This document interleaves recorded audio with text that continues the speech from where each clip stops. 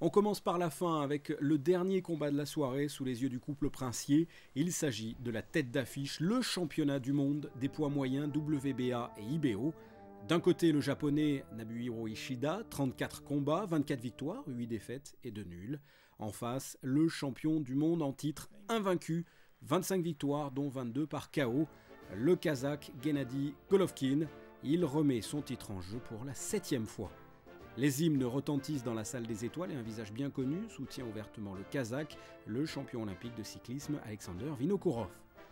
Un combat prévu en 12 rounds, le champion du monde Gennady Golovkin est largement favori et les bookmakers ne se sont pas trompés. Golovkin annonce la couleur dès le début, ici pas de round d'observation. Ce sera très rude pour le japonais, il est pourtant plus grand, avec une plus grande allonge, ça ne suffira pas. La puissance du Kazakh fera la différence. Face aux rafales de coups, la garde d'Ishida est de plus en plus basse. Sans parler de correction, le japonais reçoit une leçon. L'issue du combat est claire, nette et sans bavure. Un KO au 3e round. Le japonais est sonné. Il lui faudra quelques minutes pour reprendre ses esprits. Vous savez, le résultat de ce championnat du monde était incertain. Ça n'a pas été si facile, mais j'étais prêt et je me sentais bien. Vous aurez envie de revenir à Monaco un jour ?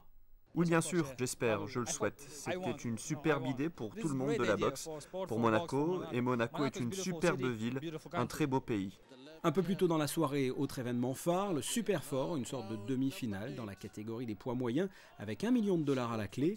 2 combats donc, le russe Denis Grachev, short blanc face au hongrois Zoltán Erdei, ancien champion du monde. Il fait ici son comeback, c'est le plus âgé, 38 ans. Erdei, short rouge, proposera une très belle boxe avec l'art de l'esquive et de trouver la faille.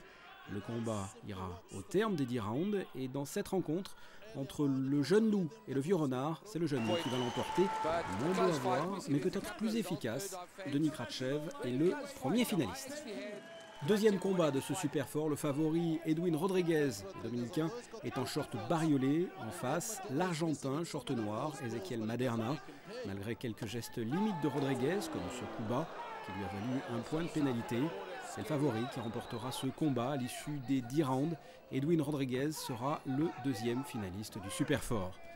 Une grande soirée pugilistique, la SBM renoue avec les rendez-vous de boxe en principauté. C'est magnifique. On voulait remettre la boxe de haut niveau à Monaco. On a remis la boxe de haut niveau à Monaco. Et c'est grâce à tout le monde, du prince au plus petit des employés. D'ailleurs, je peux vous dire, je suis très heureux que ce soit un succès, parce que ce n'est pas évident de créer quelque chose de nouveau qui n'avait pas existé depuis 1985. J'en ai parlé à Monseigneur, c'était 1985 le dernier grand combat. Et là, je dis, on a eu des grands combats. Prochaine grande soirée de boxe avec la finale de ce Super Four. Rodriguez sera opposé à Grachev et avec sans aucun doute d'autres belles surprises. Le rendez-vous le 13 juillet.